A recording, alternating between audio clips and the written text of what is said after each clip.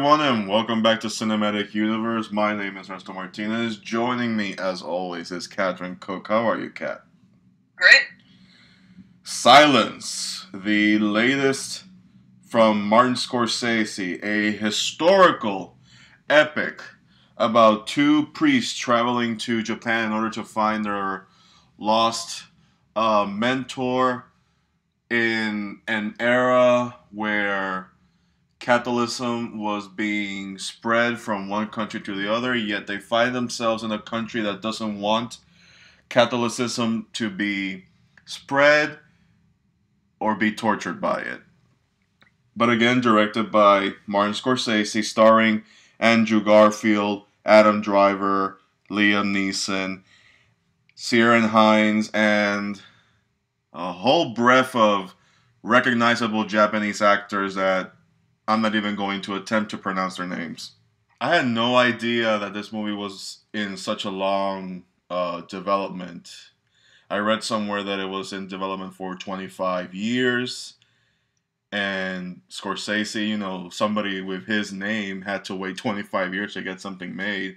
It's almost unheard of when you realize how much this man has accomplished as a creator, director, producer, and writer. And as I was reading, all kind of some of that information, I had no idea that this movie had originally Daniel Day-Lewis, Gabriel Gael Garcia, and Benicio del Toro in the roles that Neeson, Garfield, and Driver would end up playing eventually. Which also brings up Spielberg's Lincoln, where Neeson was supposed to play Abraham Lincoln, and yet Day-Lewis took over, and then Day-Lewis was supposed to play Neeson's character, Father Ferreira, and then Neeson took over, so imagine that. So what did you think about Martin Scorsese's Silence? I say it's his best non-gangster film to date. It's while it's very slow and very trying of your patience, that seems to be the point. The performances weren't so much to me what was captivating about the movie. It was more the way that it's very redundant because they repeatedly being asked to apostatize in one situation after another. You pity the peasants and you pity the priests' efforts to try and save them, and yet it's like. The whole movie feels like a challenge to your own morals as it is to theirs. Like, how long are they going to go before they finally accept the fact that, okay, we have to stop this and swallow our pride for a change? And you kind of go with them on it. Andrew Garfield kind of plays a character almost identical to the one he played in Hacksaw. Die Hard's kind of starry-eyed and naive to the ways of the world. It is true that they are relatively ignorant to the Japanese culture, but not in an insensitive or arrogant way, just in a, kind of a naive way. Like, they brought this great book, everything's going to work out just fine, but they're not thinking of the historical significance of what goes on in Japan and bringing that there and what the position that the Tokugawa shogunate took, which I didn't think was as adequately represented in the film as it could be, especially when they cast the main inquisitor as the actor who played him, Issey Ogata, was kind of known more as a comedian in Japan. And even his voice, I don't know if that's his actual voice or if he's pushing the accent, but it was almost like they were making him into a jokey character, and I thought that was kind of a bit of a push-off.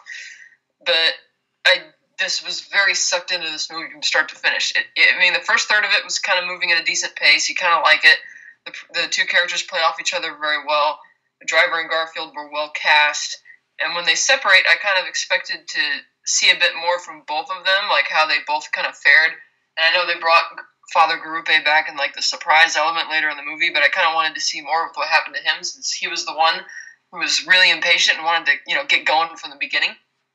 But I loved it. It was just, you just totally get sucked in, and it doesn't matter if you're religious or spiritual. You don't have to be. It's just I get totally enamored by it. And by the time you get to the end of the movie with all one torture scene after another, it's like I'm totally numb to it by that point, and I kind of, you want him to stick it out, not because you want to spite the people who are torturing them, because as the interpreter tells him many times, the interpreter is actually very realistic about it. He's like, look, we don't hate you or anything, it's just that Christianity is a very exclusive religion, whereas Shintoism and Buddhism, which dominate all of Japan, are very inclusive religions. And I love the way he phrases the concubine in the castle analogy that the Inquisitor mentions. He's like, yeah, we can't invite the house to come and burn down by letting you in here. But he doesn't, Andrew Garfield's character, Father Rodriguez, he just doesn't seem to get that. And I loved not the final scene, but when he finally meets Father Ferreira, and they're having that discussion, and Ferreira is desperately trying to convince him to see his side of the argument, and it's like, man, Ferreira's trying to, in that moment, it's not that he's trying to save Rodriguez, he knows what's going to happen if Rodriguez refuses to apostatize at that moment. He knows they're going to torture more peasants, and he's just trying to persuade him to just, come on, stop right now, otherwise you'll see what they're going to do later on tonight, kind of thing. But he also provides a very logical reason for why, Christianity isn't going to work at large in there, and why even some of the Japanese people understand Christianity do so in a different way, when he does that brilliant analogy about the rising sun, how, yes, Christianity is about the Son of God who lived and died 1,600 years ago, but here it rises every day kind of thing. I love that. But it was it's just very much patience and tension all the way through. And it was like a nail biter in the audience. And you got a little bit of comic relief a bit from Kichiro, who everybody thought it was funny every time he kept showing up asking for, Father, I want to confess. But he's also like the most tragic character in the whole thing because, he's lost everything. And it was a completely natural assumption for him to make that once he apostatized the first time, that his family would follow suit. Because even as one of the prison guards says later in the movie, he's like, look, I don't care about you renouncing Christianity or not. It's just a formality for you to step on this plate. I know you're still going to believe in it and be Christians. I don't care. We just don't want you, wearing it on your sleeves type of thing.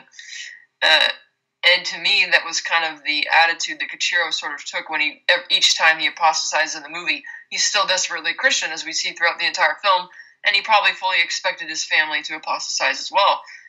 Yet when he tells this story to Father Rodriguez, Rodriguez says, "Do you want to confess now?" And he looks at him as if he's looking down on him for what he did. And it's like, well, dude, you got to be realistic. What do you expect him to do? What other decision would you want him to make at that point? So you do see both sides of the argument in a way that, yeah, he is kind of naive, but you still kind of suffer through it with him. You're rooting for him. You don't care about how vicious the other side is. You don't care about how much it's going. By the end of the movie, it's like, God, you just want him to hold out all the way to the end. And so for me, the title Silence isn't so much that God is silent to him. I actually thought it was kind of hokey when he starts hearing the voice of God at the end of it. But to me, it was more like, almost like silence from the audience, because he's not getting feedback from virtually anybody. Everything he's hearing is something that he doesn't want to hear. He's totally cut off, and he has nothing to really respond to. And I love that, because the further the movie goes, the more you're just sticking it out and sticking with it all the way to the finish. And I thought it was excellent. I didn't love it, but it was well made.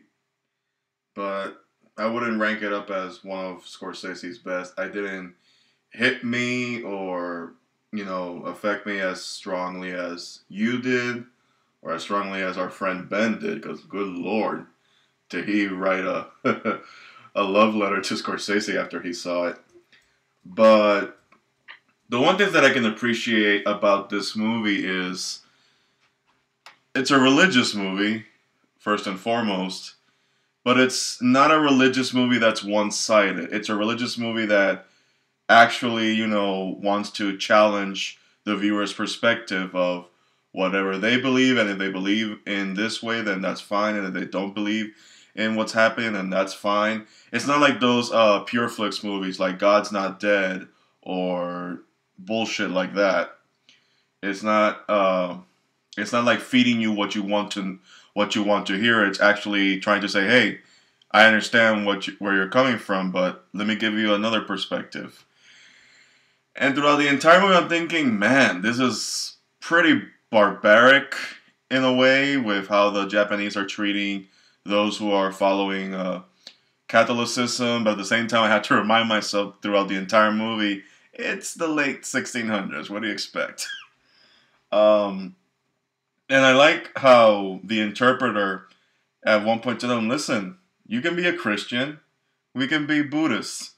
We all share the same ideals, but we don't feel that Christianism is something that is right for our country as it is right for your country. And I'm like, yes, I agree with that.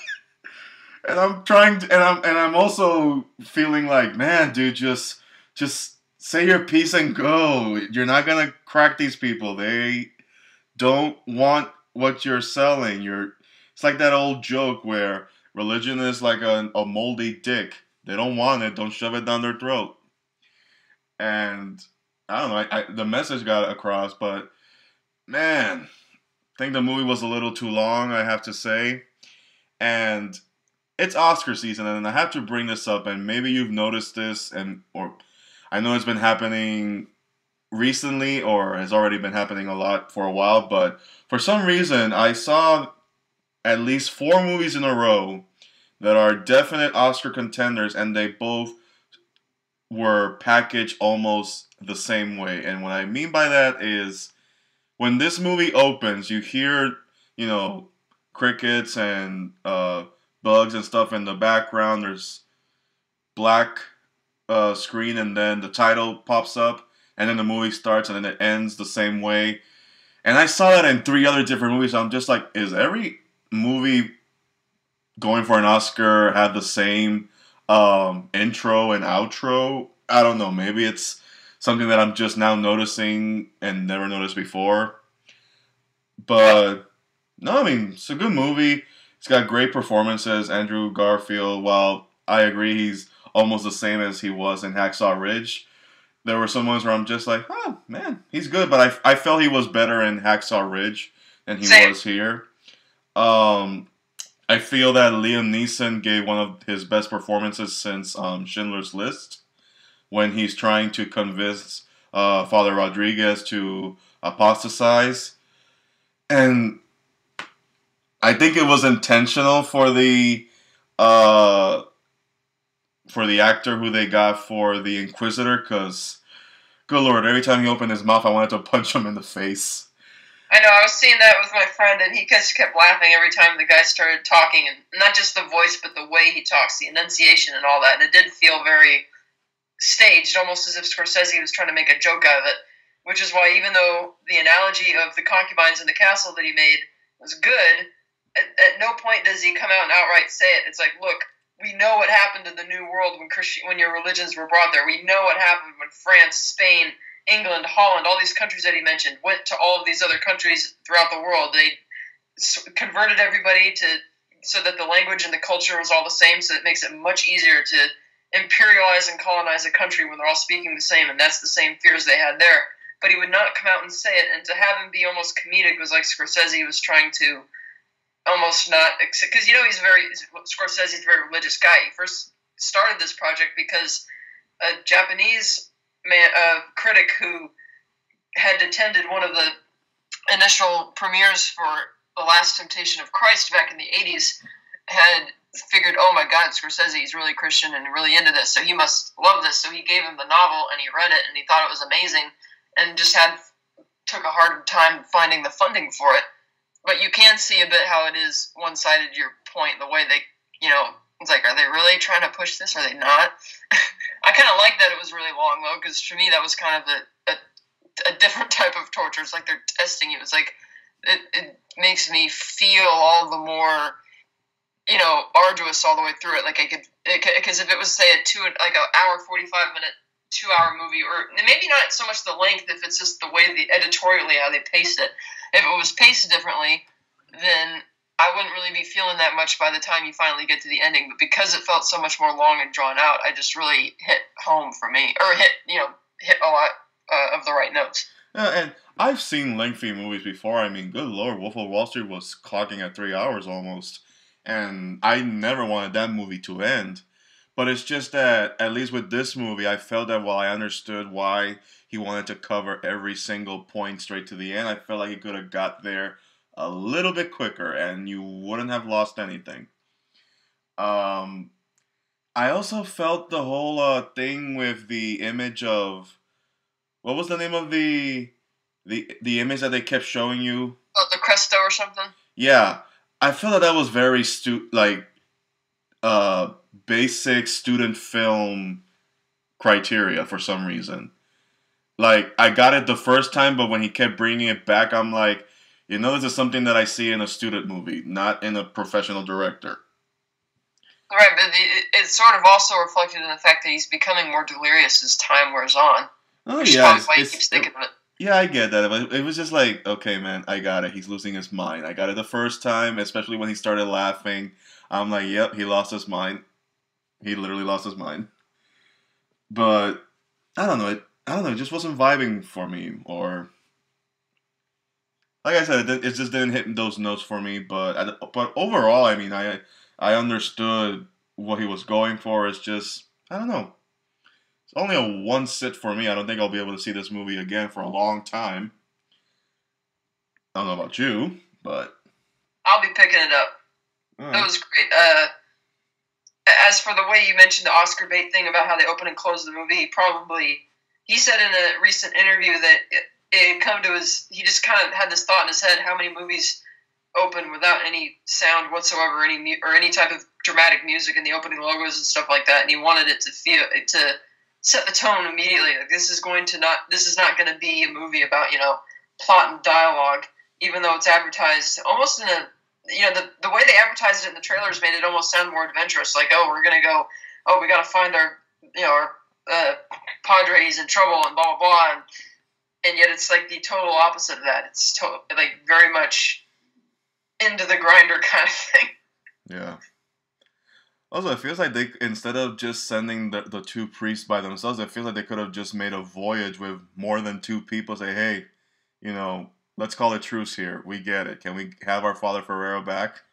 Well, that was one of the points they're making at the end of the movie. They weren't going to let him go back because the implication would be to the other. Because the thing is that the shogunate knew that there were plenty of Christians still in Japan, plenty of the hidden Christians, and so it wasn't a problem for them if the priests still believed in Christianity. They just didn't want them to publicly practice it because it was more about setting an example for the other people, which is why it was so important to them that the priests apostatized compared to the villagers. Like they say, oh, the villagers have apostatized a million times, but they didn't die for God. They died for you because you mean something to them. And even in reality, what this led to, what the film doesn't mention, is that the shogunate realized that because he had 300,000 Christian converts and they had persecuted them into hiding or into death, you needed to kind of smooth things over. You couldn't just rule the region with an iron fist and expect peace. So he did things like totally revitalize the samurai class so that they actually lived up to the Bushido Code, for instance. So you didn't have any of that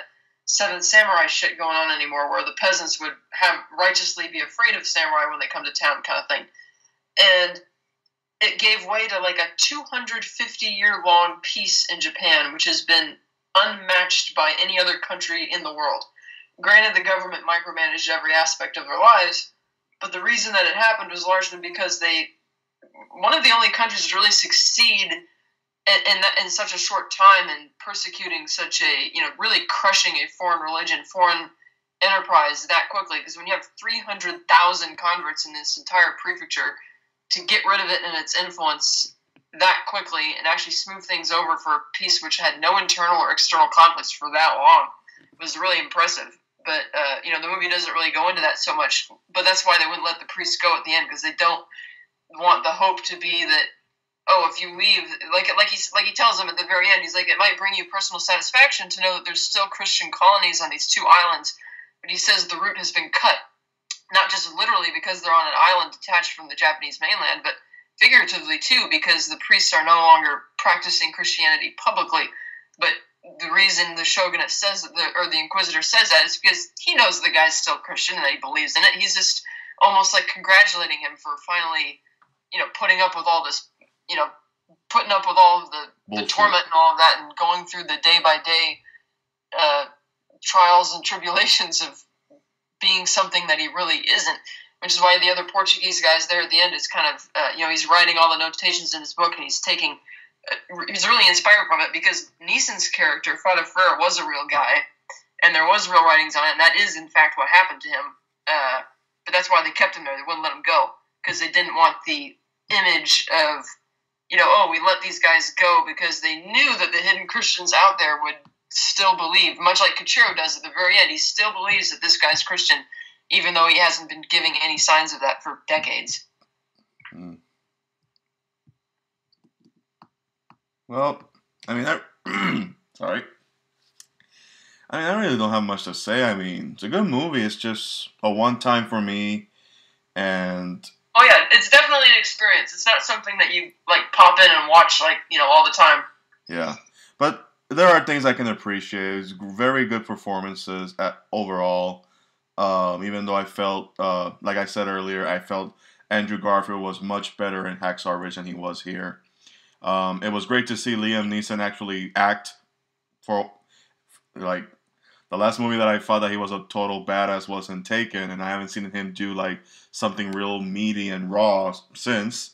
And you have him here where he's just not saying, "I will find you and I will make you apostatize."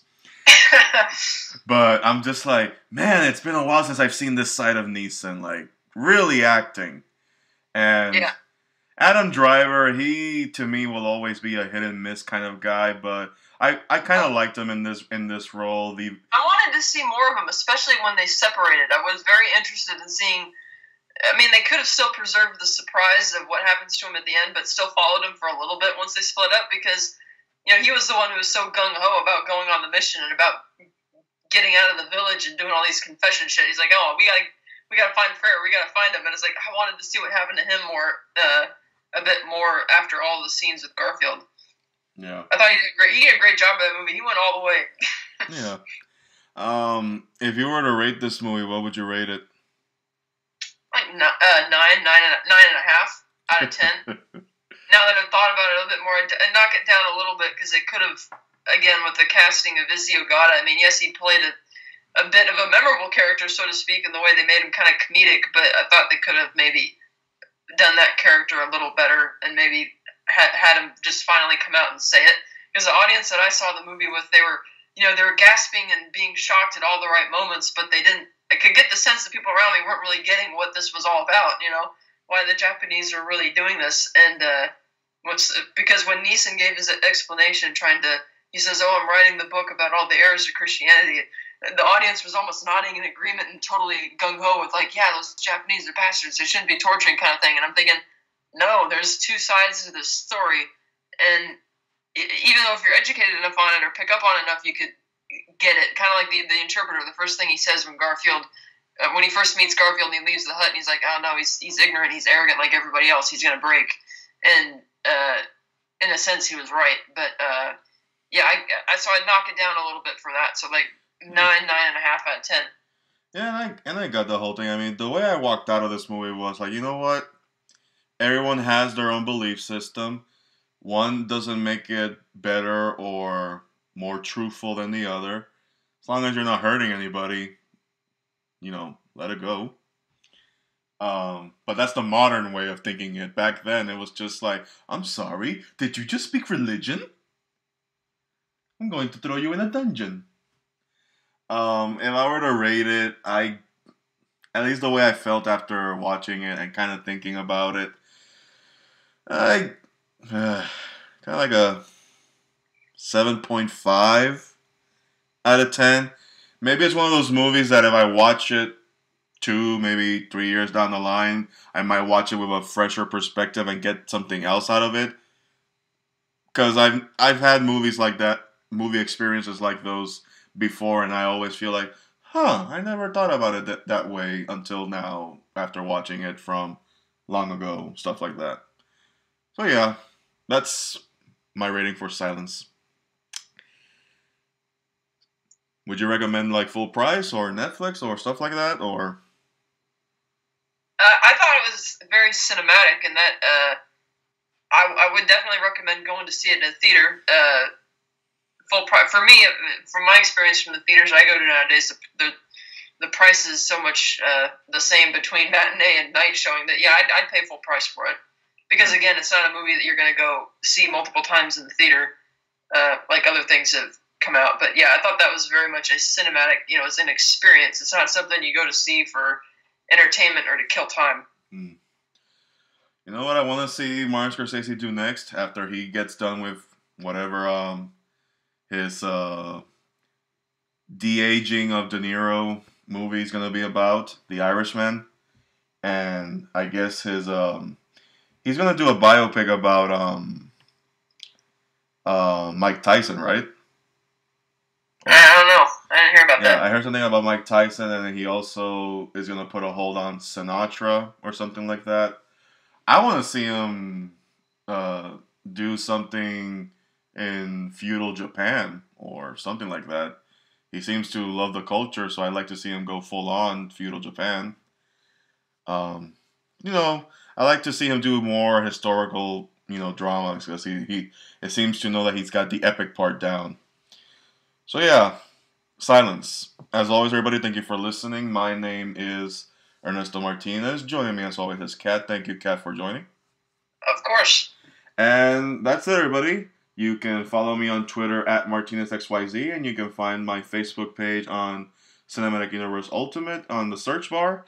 And, you know, click a like, share, tell your friends, invite them over. Bye bye, guys.